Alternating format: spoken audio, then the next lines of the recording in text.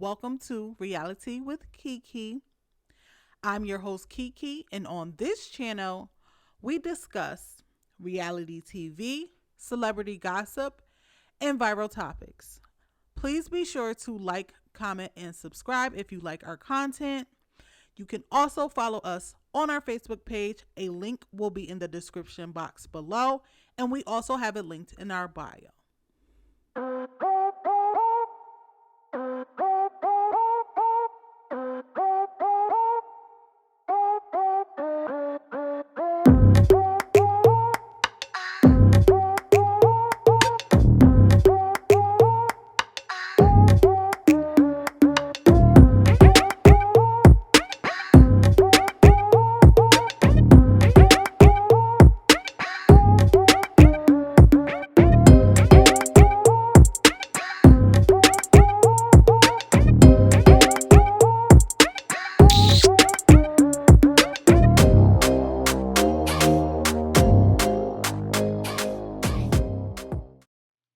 Okay, so marriage boot camp hip hop edition.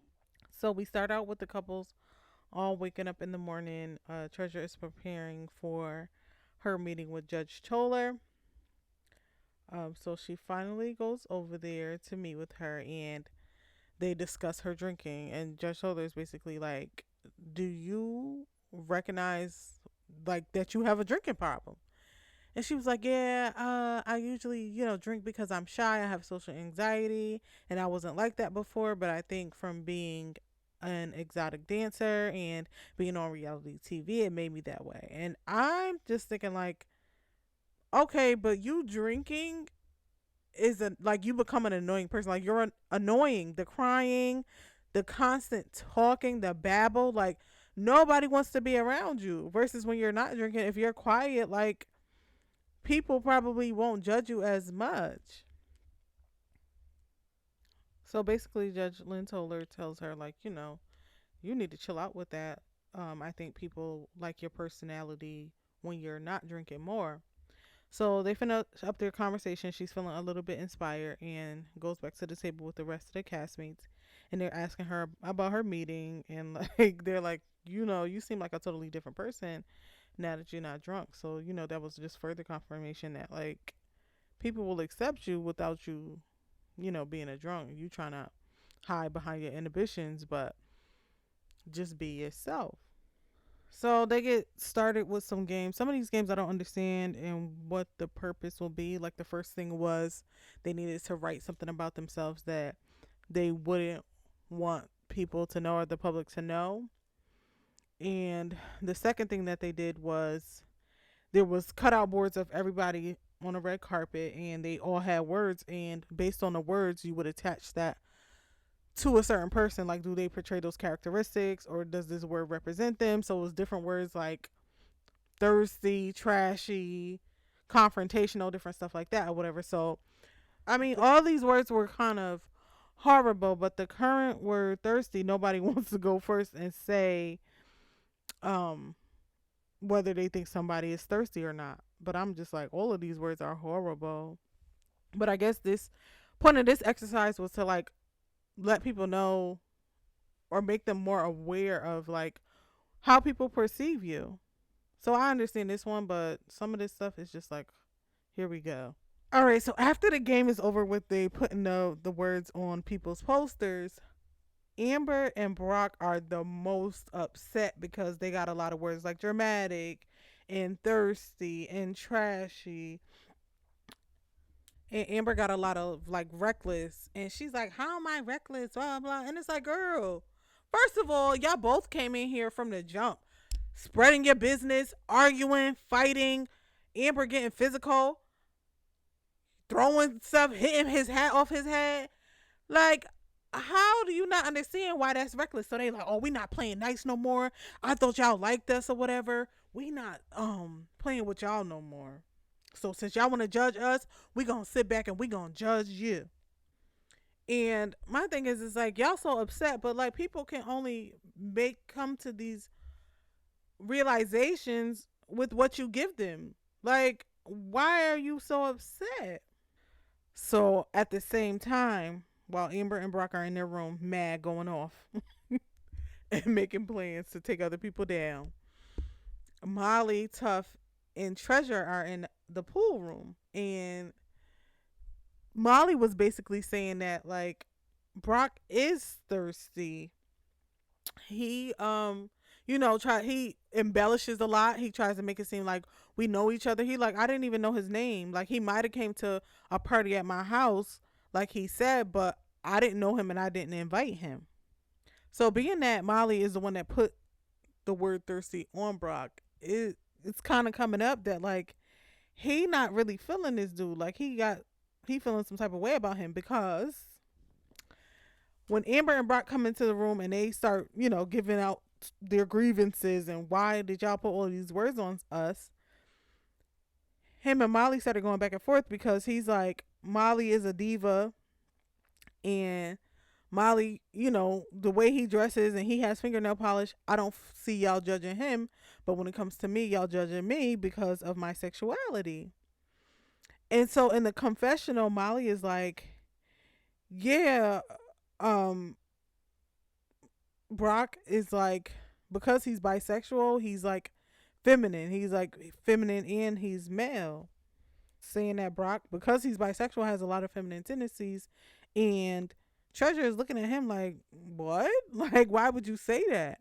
And then he took another dig at him where they didn't show us before, but they just showed us a side clip when they were putting the balls into their suits or whatever. Molly gonna say to Treasure, "Oh, he likes them balls. He likes them balls," and Treasure repeated it to Brock.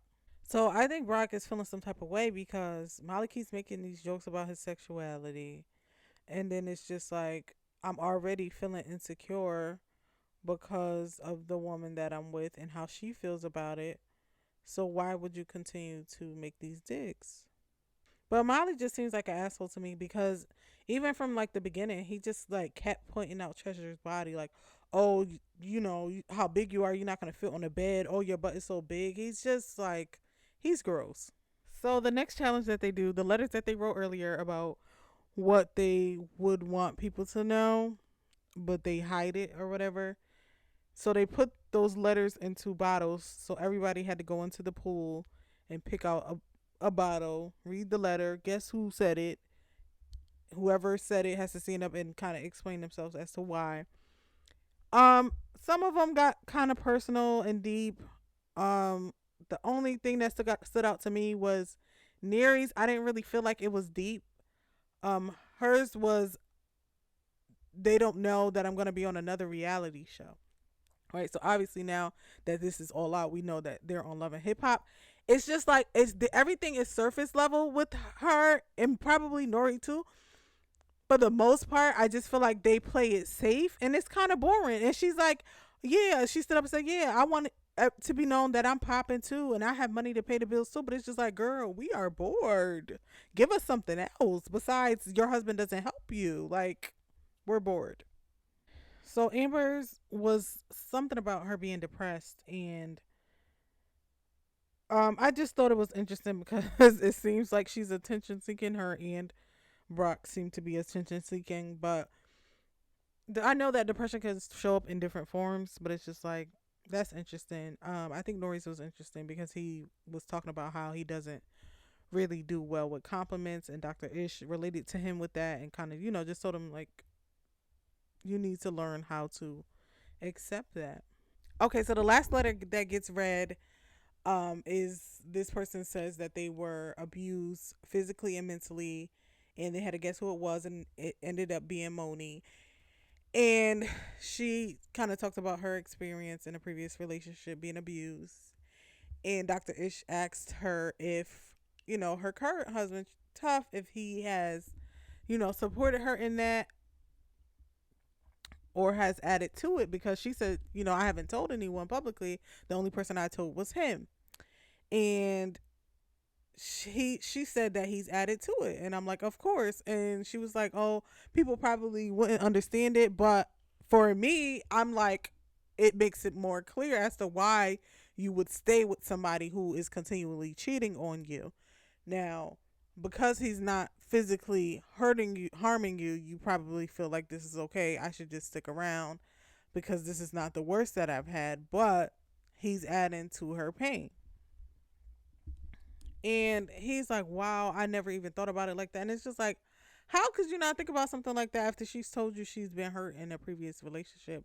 I don't understand people like that. Like, you know what this person been through. Um, and that's why, me personally, I'm against sharing negative experiences, especially with men. Like, they don't really take that into consideration. It's whatever they want to do, that's what's important. So then they move on to words that were used to they describe their partners. So they have to get up and place the word that they use to describe their partners on their poster board to try to, mask all the other negative descriptors. So Nori said Neri was incredible. Neri said Nori was loving. Moni said Tough was sweet. He's the sweetest person she knows. And then she gave an example. And then when he got up, he said that she is strong. And I'm like, I don't like that. Because if that's the word that you use to, like, of how you perceive your wife, you think that, like, if I cheat on her and because she stayed, like, she's strong and she can make it through it, or like, because she's been through these abusive situations, like, it's okay. Me cheating is not as bad, and she's gonna be able to survive this. And like, I just don't like that word to describe black women, just because black women generally just experience so much abuse, and for you to just be like, oh, she's strong, it's the perception that black women are able to deal with more harm and more abuse and be able to recover. But Moni was okay with that. She said that she wasn't sure that he saw that in her, so that made her happy. I guess, child. Okay, so the other couples finish up. It's not really important or that impressive.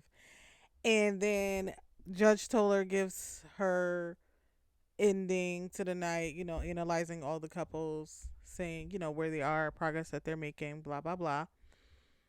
And so then everybody's just chilling out, chilling out. Is Neri Nori and Molly out talking. Miles, aka Brock, comes out and he's like, oh, can I sit down or whatever? Trying to be funny or whatever initially, but he basically was kind of confronting Molly, like, you making these gay jokes and stuff like that. Like, why are you doing that or whatever? He's like, oh, because you're gay, right? And Brock is like, well, by the way you dress and your fingernail polish, I could assume the same thing about you. We cut from the same cloth. Molly is like, oh, don't you ever talk to me like that, whatever, blah, blah, blah. Don't play this gay card. You keep trying to play victim, blah, blah, blah. But in this instance, I do agree with Brock, because Molly should have never started, and he like makes these faces like he's uncomfortable when Brock comes around. Like, just mind your business. Don't say anything to him inappropriate or about his sexuality. Why are you bringing it up? So these first three episodes were kind of slow, but next week seems like it's gonna be spicy. So I'm interested in watching that. And you guys let me know down in the comments what you thought about this episode. What are your thoughts on the drama that's going on between Molly and Brock? And I will talk to you next time.